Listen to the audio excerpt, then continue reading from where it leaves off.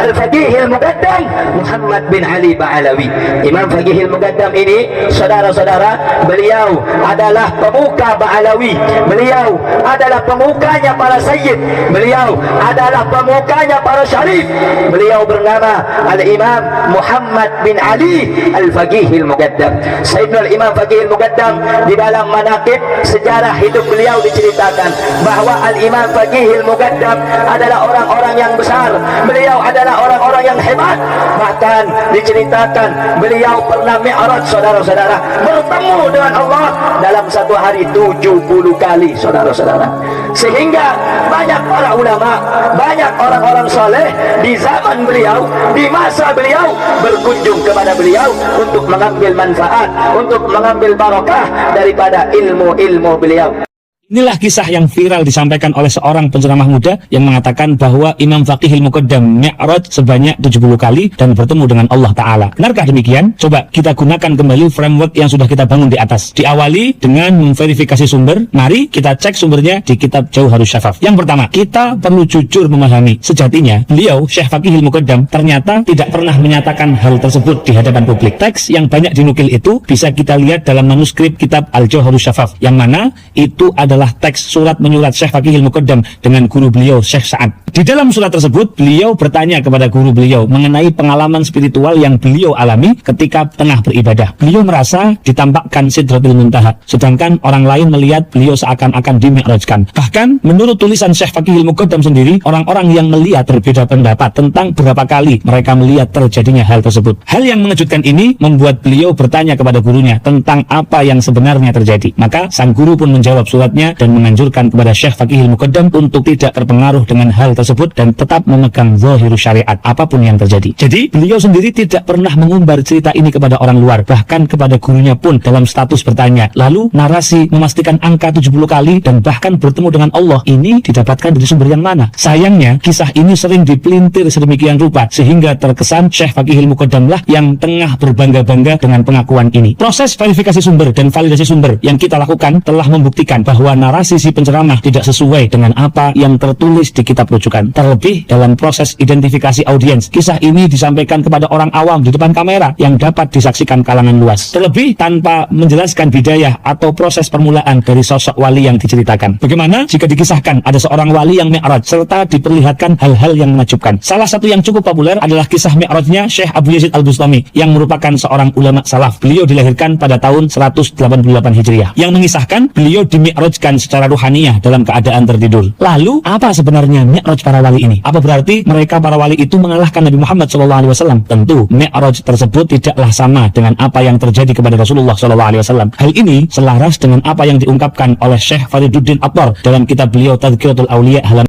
Ustaz, ada seorang habib yang mengatakan mi'raj bertemu Allah SWT sehari 70 kali. Bohong. Walaupun habib, bohong. Mi'raj 70 kali ketemu Allah SWT. Satu kali aja saya tidak percaya kok. Dia mi'raj ketemu Allah SWT. Kalau ketemu Allah SWT dalam pengertian ketemu kita seperti sholat itu, kita sholat menghadap Allah itu menghadap ya, bukan ketemu ya, menghadap Allah ya iyalah. Tapi kalau dia mengatakan mi'raj itu naik 70 kali lagi ketemu Allah, bohong. Siapapun yang mengatakan, kecuali Rasulullah SAW yang mengatakan saya percaya. Karena selain Rasulullah SAW tidak percaya. Nabi SAW mi'raj hanya sekali. Kemudian kalau soal perintah sholat itu 9 kali itu memang diperselisihkan maknanya. Tapi bahwa Nabi pernah mi'raj itu ya.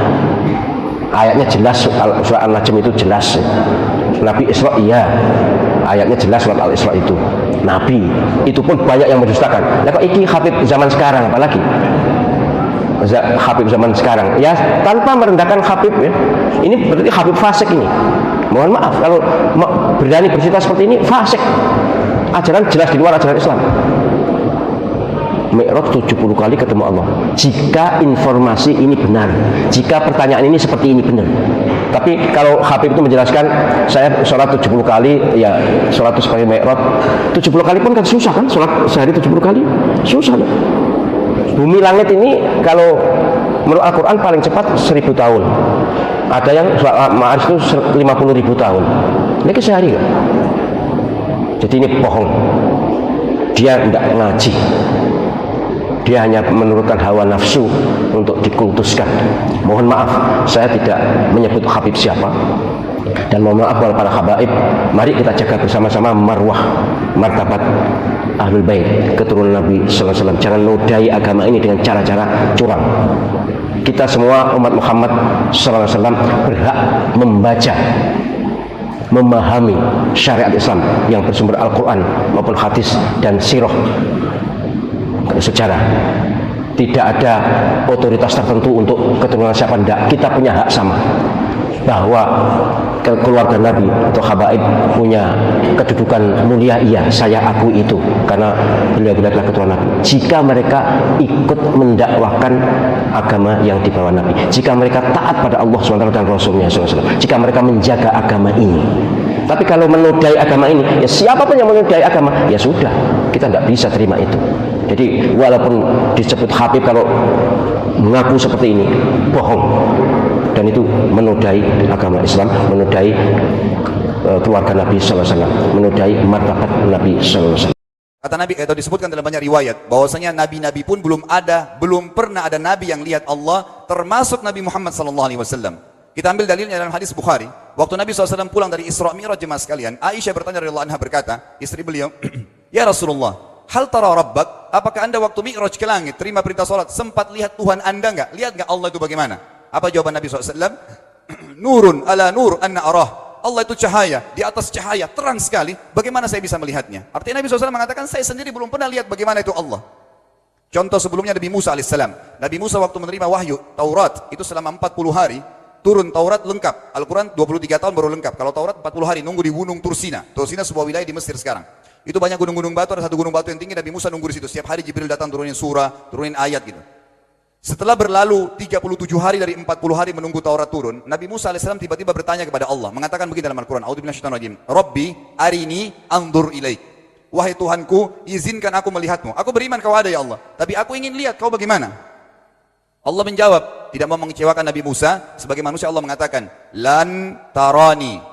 Perlu anda tahu dalam bahasa Arab jemaah sekalian ada 3 kosakata la, tidak yang berarti tidak. Ada la biasa artinya tidak, ada lam dengan mim, lam artinya tidak pernah, ada lam dengan nun, lan artinya tidak akan pernah. Allah mengatakan apa? Lan tarani, kau tidak akan mampu melihatku wahai Musa. Tapi Allah nggak mau kecewain Musa. Ternyata Musa selama 37 hari jemaah sekalian kagum-kagum lihat gunung-gunung batu di situ. Pergantian siang malam, burung-burung yang terbang, air yang mengalir di lereng-lereng gunung. Lalu dia mengatakan, Allah mengatakan apa? Walakin unzur ilal jabal, fa in istaqarra makanahu fasawfa tarani. Coba kamu lihat gunung-gunung batu di sekitarmu hai Musa. Kalau mereka bisa menampung kedatanganku, kata Allah, kau akan bisa melihatku. Apa yang terjadi? Allah lanjutkan, falamma tajalla rabbuhu lil jabal. Waktu Allah baru niat mau datang, belum datang, ja'alahu dakka. Semua gunung batu itu hancur lebur, tidak mampu menampung kedatangan Allah. Wa kharra Musa sa'iqa. Lalu Musa pingsan tiba-tiba. Waktu Nabi Musa bangun, langsung ucapkan kalimat, amantu billah. Saya beriman pada Allah. Berarti fakta lapangan, nabi-nabi aja belum pernah lihat Allah. Masih pertanyaan lagi jemaah sekalian, kenapa Allah nggak bisa kelihatan? Saya akan jawab dan tolong ini jadikan sebagai pegangan hidup. Ini landasan akidah kita. Kata para ulama, karena anda kalau sholat, anda mengucapkan satu kalimat yang merupakan jawabannya. Allahu Akbar. Allah Maha Besar. Akbar adalah siga mubalaghah dalam Islam. Sesuatu yang melampaui batas, Maha Besar. Kita terangkan. Kata Nabi SAW, perumpamaan bumi yang kalian tinggali ini dibanding dengan langit pertama di atas kepala kalian, ada 7 lapis langit. Allah mengatakan, sab'an shidada, 7 lapis langit yang kokoh. Alladzi khalaqa sab'a samawatin tibaqa, yang menciptakan langit tibaqa bersusun, 1, 2, 3, 4, 5, 6, 7. Allah di atas langit ke-7. Kata Nabi SAW, perumpamaan bumi yang kalian tinggalin dibanding dengan langit pertama di atas kepala kalian, ibaratnya seperti cincin yang dibuang di padang pasir.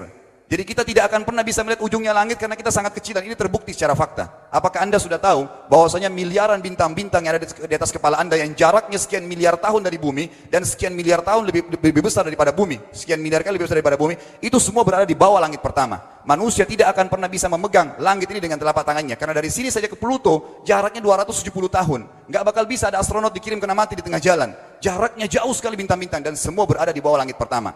Kata Nabi SAW, di atasnya ada langit kedua besarnya, digabung antara bumi sama langit pertama seperti cincin dibuang di padang pasir. Langit ketiga, 2, 1 dan bumi digabung tiga-tiganya, dibagi langit ketiga seperti cincin dibuang di padang pasir, sampai langit ketujuh. 5, 6, 4, 3, 2, 1 dan bumi, 7 digabung, dibanding langit ketujuh seperti cincin dibuang di padang pasir. Dan langit yang luas ini jemaah sekalian dipenuhi dengan makhluk Allah yang lain namanya malaikat. Dalam hadis Bukhari kata Nabi SAW, waktu saya sedang dimi'rajkan ke langit, tidak ada 4 jari pun ukuran di langit yang luas itu, kecuali saya temukan malaikat yang sedang ruku atau sujud, penuh dengan jumlah mereka. Anda tahu malaikat itu ada namanya nama kelompok, seperti Raqib, Atid itu kelompok. Di bawah Raqib banyak miliaran malaikat, di bawah Atid miliaran malaikat. Sama dengan Munkar Nakir, ada memang nama kelompok. Makanya kalau manusia 5 miliar, Raqib Atidnya 10 miliar. Raqib Atidnya 10 miliar. Lalu kata Nabi SAW, di atas langit ketujuh ada Sidratil Muntaha. Besarnya digabung antara 7 lapis langit dan bumi, 8 hanya seperti cincin dibawa di padang pasir. Di atas Sidratil Muntaha ada sebuah lautan yang Allah ciptakan. Lautan itu besarnya digabung antara Sidratil Muntaha, 7 lapis langit dan bumi, 9 nya seperti cincin dibuang di padang pasir. Makanya kalau Anda baca Quran, Anda baca ayat wa kana arsyu 'alal ma', singgasana Allah di atas air. Ini maknanya, air adalah ada lautan. Lalu kata Nabi SAW, arsy-nya Allah, di atas lautan itu singgasananya Allah. Besarnya digabung antara lautan, Sidratul Muntaha, 7 lapis langit dan bumi, 10-10-nya hanya seperti cincin dibuang di padang pasir. Anda sudah hafal ayat kursi? Apa artinya? Ayat tanda-tanda kebesaran Allah. Kursi itu artinya bukan tempat duduk, tapi tempat pijakan kaki raja di singgasana. Kalau raja ingin naik singgasananya di pijakan kaki, itu namanya kursi. Kita baca apa? Wasi'a kursiyuhu as-samawati wal ard. Pijakan kakinya Allah saja sudah menutupi seluruh langit dan bumi ini. Jadi kita mustahil bisa melihat Allah karena besarnya Allah Azza wa Jal. Tinggal kita tutup jemaah sekalian. Kira-kira, lalu bagaimana saya berhubungan dengan Allah? Jawabannya sederhana. Anda lingkari namanya Allah, ini Tuhan kita. Yang menyembah selain Allah kafir, yang mempartisipasikan Allah dengan makhluknya, masih sembah berhala, kuburan, jimat, namanya syirik. Dua-dua nggak boleh. Untuk berhubungan dengan Allah yang tidak kelihatan dengan mata kita ini, tapi kita bisa rasakan keberadaannya, cuman satu cara. Di bawahnya lingkarin ibadah. Salat, puasa, zakat, haji, takziah, ziarah kubur, semua ini adalah rangkaian ibadah untuk berhubungan dengan Allah. Semua ibadah ini jemaah sekalian harus seperti yang Allah mau, bukan yang Anda mau. Ini penting. Karena kalau tidak seperti yang Allah mau, Allah tidak terima. Bagaimana caranya supaya bisa seperti yang Allah mau? Ikuti buku pedomannya. Ada Al-Quran, ada Sunnah. Yang beribadah keluar dari 2 pedoman wahyu ini tidak akan diterima oleh Allah. Seperti Anda kalau kerja di perusahaan, pimpinan perusahaan kasih peraturan, Senin pakai baju kuning, Selasa baju hijau, Rabu pakai baju hitam. Datang jam 7 keluar jam 5 sore. Ternyata Anda tidak. Hari Senin Anda pakai baju yang hari Rabu, datangnya jam 9 keluar jam 2 siang. Dikeluarkan oleh pimpinan atasannya. Itu baru peraturan manusia. Bagaimana dengan peraturan Allah Azza wa Jal? Maka kita simpulkan semua jemaah sekalian adalah, yakinlah Tuhan Anda Allah ada, satu-satunya Tuhan. Kalau Anda sedang sakit, yang ciptakan Anda Allah, yang ciptakan penyakit Allah, yang menciptakan kesembuhannya Allah. Kalau kita sedang musibah sama, kalau kita sudah senang juga sama. Semoga Allah SWT menjadikan kita orang-orang yang senantiasa beriman padanya dan juga selalu berteguh dalam